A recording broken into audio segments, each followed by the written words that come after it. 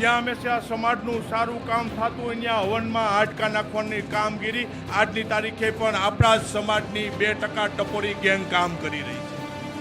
સામાજિક કાર્યક્રમમાં જાહેર સભામાં જયેશ રાદડિયાએ જ સમાજ માટે શબ્દો ઉપયોગ કર્યા કે 2%ના ટપોરીઓ એ જ નિવેદનને લઈને લાલજી પટેલે પોતાની પ્રતિક્રિયા આપી છે।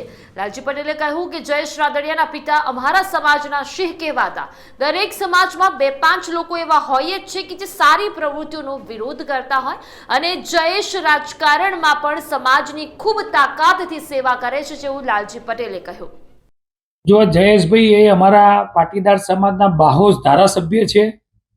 એમના પપ્પા વિઠ્ઠલભાઈ રાદડિયા એ તો સૌરાષ્ટ્રના સિંહ કહેવાતા। એટલે જ્યારે સામાજિક કોઈ પણ પ્રવૃત્તિ કરતા હોઈએ એટલે હંમેશા જે એમનું કહેવું છે કે 2% ટપોરી નહીં પણ સમાજની અંદર કોઈ પણ સમાજની અંદર એવા 2-5 લોકો એવા હોય છે કે જો તમે કોઈ પણ સારી પ્રવૃત્તિ કરતા હોય તો એનો વિરોધ કરતા હોય છે। તો જ્યારે જયેશભાઈએ કહ્યું છે વિદ્વાન ધારાસભ્ય છે, મજબૂત ધારાસભ્ય છે, એટલે એ સારી પ્રવૃત્તિ કરતા હોય છે, વર્ષોથી સમાજ સાથે જોડાયેલા છે, સામાજિક પ્રવૃત્તિઓ સાથે સાથે રાજકારણમાં પણ જ્યારે પણ સમાજને જરૂર પડે ત્યારે રાજકારણમાં પણ બહુ તાકાતથી સમાજની સેવા કરે છે। પણ આ તાકાતને તોડવાનો પ્રયત્ન કરવાવાળા જો સમાજમાં 2 લોકો એવા હોય કે જેમને રાજકારણમાં અને સમાજમાં આગળ આવવા દેતા ના હોય એવી વાત કદાચ એમના મનમાં લાગી હોય ત્યારે એમને એ વિશે કહ્યું હોય। લાલજીભાઈ, જે શબ્દ ટપોરીનો ઉપયોગ કરવામાં આવે છે તે કેટલો યોગ્ય? એટલે મેં કહ્યું ને કે રાજકીય નેતા પ્રમાણે ટપોરી શબ્દ ના વપરાય, પણ દરેક સમાજમાં એવા લોકો હોય છે કે જે કોઈ પણ સમાજનો આગેવાન આગળ જતો હોય એટલે એને તોડવાનો રોકવાનો પ્રયત્ન કરતા હોય છે।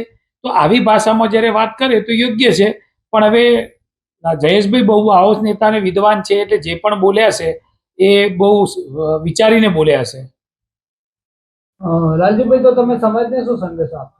બસ સમાજમાં તો જયેશભાઈ અને જે બોલ્યા છે અને જે સમાજના લોકો હોય સારી પ્રવૃત્તિ કરતા હોય, રાજકારણમાં રહીને પણ જો સમાજની સેવા કરતા હોય તો એમાં હું માનું છું નિરાશ થવાની કોઈ જરૂર નથી અને જે પણ આપણે કરતા હોય બહુ તાકાતથી કરે રાખવાનું। લાલજીભાઈ, જે ટપોરી શબ્દ વાપરવામાં આવે છે તે ઉપરથી તમને નથી લાગતું કે ક્યાંક ના ક્યાંક પાટીદાર સમાજ યુવાનોનું અપમાન થયેલું હોય?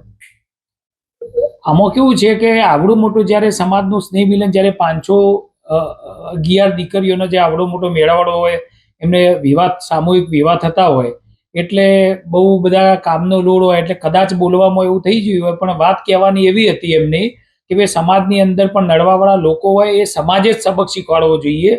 તો સાચી વાત છે એમની કે આવા લોકોને સમાજે સાઈડ ઉપર રાખી અને બહુ તાકાતથી સમાજ સેવા કરવી જોઈએ।